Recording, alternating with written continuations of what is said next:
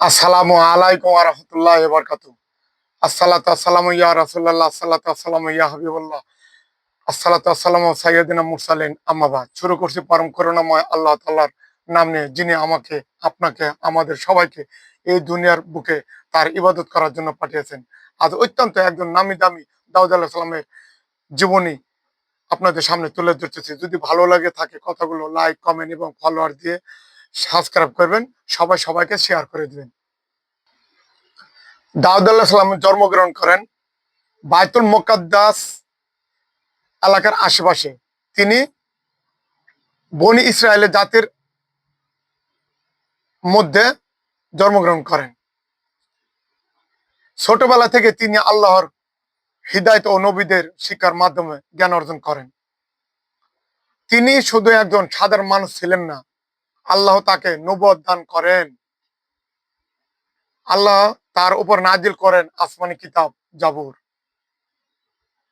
তিনি ছিলেন একজন মহান শাসক, যার রাজত্বে ছিল ন্যায়, শান্তি ও নিরাপত্তা। তার শাসনকাল এত সুন্দর ছিল যা আজও বিরল হয়ে আছে। তার বিচার ছিল নিরপেক্ষ। ধনী গরিব সমাজে সবাই সমান চোখে তিনি দেখতেন। তিনি মানুষকে ভালোবাসতেন। দরিদ্র, এতিম ও অসহায়দের প্রতি ছিলেন অত্যন্ত দয়ালু। তিনি রাজ্য হয়েও নিজ হাতে কাজ করতেন। মানুষকে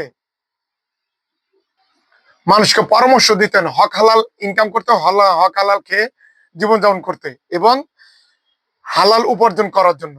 এমন ইতিহাসে বর্তমানে বিরল আর দেখা যায় না। তাই আসুন আমরা সবাই যার যার জায়গা থেকে ইসলামের পথে চলি, ইসলামকে মেনে চলি এবং হক হালাল পথে কোরআনকে আঁকড়ে ধরে কোরআনের মাধ্যম দিয়ে জীবনযাপন করে আমরা আমাদের জীবনকে সুন্দর মণ্ডিত করি এবং আপনার দেখা দেখে দেখে যেন আরেকজন সুন্দরভাবে এগিয়ে যেতে পারে। ভালো লাগলে কথাগুলো লাইক, কমেন্ট, শেয়ার এবং ফলো দিয়ে পাশে থাকবেন। আজকের মতো বিদায় নিচ্ছি। আসসালামু আলাইকুম।